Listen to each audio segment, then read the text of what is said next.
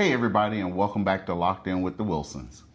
Today, this video is going to help you prepare to go to the Hershey RV Show. We're coming to you with some tips and tricks on how to navigate your time and how to maximize your time if you're only there for a short period of time. The Hershey RV Show is one of the largest RV shows in the country. I know there's a Tampa show and the Hershey RV Show. Our first show was kind of overwhelming for us because it was the first time I'd been around all the manufacturers, all the brands, and all the different styles of RVs. So we want to give you some information to help you get through that, especially if you're going for one day. So we're going to bring you 5 tips and tricks on how to help you navigate the Hershey RV Show. The first tip we're going to give you is to make a list of brands and RVs that you want to review and take a look at while you're at the RV show. The cool thing about looking at the brands and the models that you want to see is you go in with a plan. Even though we chose an RV that was not on our list, it wasn't because we didn't have a plan. It was strategically located, but at least go into it not completely blindsided and go in with some kind of idea of where you're going, how you're going to spend your time, and what you're planning on focusing on. Tip number 2 is going to be to have your list in hand with you of your must-haves, your deal breakers, and your wants that you're going to want to look at each RV to make a comparison with. And as we told you in a previous video, we actually had a list and we checked off to see what made the list of the things that we wanted and when we made the purchase of our fifth wheel. And that helped out a lot, especially if you're there for a limited amount of time. That was pretty cool to have that list. I didn't think much of it, but we've had several people tell us in comments and when we meet them face to face how that helped them prepare to find their RV. Just like going into it and looking at the particular RVs and the models that you want, having that will have you not blindsided, flat-footed. You'll know exactly what you're looking for when you go in. And if you see an RV that doesn't have those deal breakers, if it does not have those deal breakers, easily save you time and walk away from the RV. Yeah. Help you narrow it down pretty fast. Yeah. So our third tip that we have is go early. If you really want to take your time and avoid crowds and have time to actually go into each RV without having a lot of people in to actually go through your checklist, go early and plan to spend the day. And now if you actually want to, if you get there early and you want to view RVs with less crowds after the people leave that's been there all day, try going after 3 p.m. That helped us out when we went on a Friday after 3. They were still setting up, there wasn't a lot of people there, and we were actually able to preview RVs before we came back the next day. And understand the traffic when you go to the Hershey RV Show, depending on when you come into the city, depending on if you're staying there, which direction you come from, the traffic can add to your time that you're going to spend trying to get to the RV show. As far as going and coming back at the end of the day, I think you do get the entire day. If you pay for the entire day, you can leave, go get lunch, go get dinner, and come back.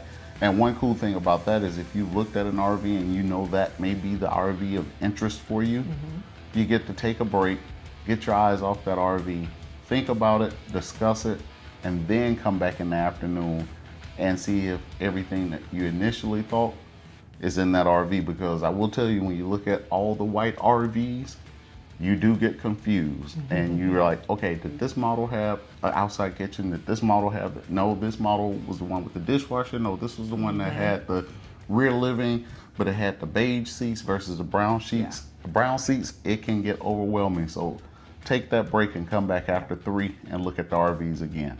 And that's where the checklist can also help you to narrow down what you saw and what you keep notes on it, what you saw, what it didn't have, so you can kind of, go through that and, decide what works best for you.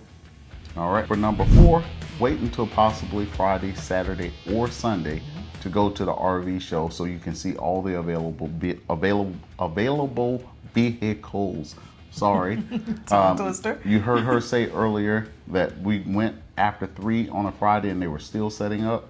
So that may not be the ultimate time to go and see all the different models, because you do have manufacturers actually driving into the area with their RVs. You have people coming in to set up the RVs. So Saturday may be peak time to see every RV, but the only problem with Saturday is you may be in a cluster of people because there are a lot of people at the RV show. And Sunday, you'll get to see all the different models, but they may have sold signs on them as well. And Sunday, which I just thought about, a good time to go in and look at those RVs and actually make your deal on your RV, because they're trying to get rid of those RVs that are still out there. So or they don't want to take them back and have to put them on their lots. So. That's right. Yeah.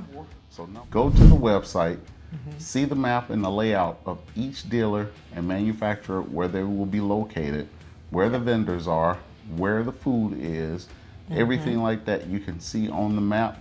We're going to try and put a copy of the Hershey map on here for 2025 if it's available, so you can see it. Yeah, or leave the link down in the description so you can go and review it. That's also going to help you navigate, how to get around and maximize your time, because if you see where the dealers are located, if you're not trying to see every dealership out there and you know that going in, if you're looking at the map and you know where they're located, then you'll be able to go right to that spot, find the RV you want to look at, and move on to the next one and keep going. And for your map, for the physical map they give you when you walk in, you may want to take different color Sharpies with you so you can color code it. Maybe black for areas that you definitely don't want to see. Purple for areas that may be of interest but not high interest. Green for those areas that you may be extremely important and that's the focus area to see. So you can kind of navigate your map based on color coding it while you're there. And so for our final tip, and this is a bonus tip to help you not only maximize your time, but get the best prices when you're going. And so I'm going to read it straight from my phone so I don't misinterpret anything. So if you are a healthcare worker, a first responder, a senior citizen, or a veteran, there are specific days that you can go in with a discount. And for that is going to be for healthcare workers, your day is going to be on Wednesday, September 10th. You can actually get in, and if you buy your ticket in advance, for $7 or $9 that day of the show. For our senior citizens, and that's 55 and older, you can go on Thursday, September the 11th, at same price for $7 in advance, $9 a day of the show. And for our veterans and first responders, you can go on Friday and you can get the same price, $7 in advance or $9 a day of the show. Now for all of these, you will have to show ID or, prove, that which category you're in.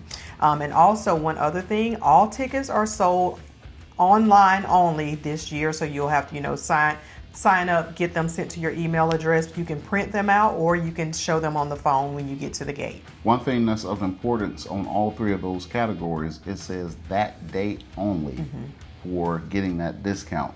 But the overall cost of the RV show is children under 12 are free.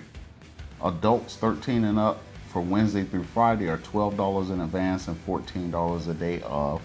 Saturday $17 and $19 for the day of, and Sunday $8 and $10 a day of. They do sell Twilight passes if you come after 3, which we already talked about, and that Twilight pass is $7.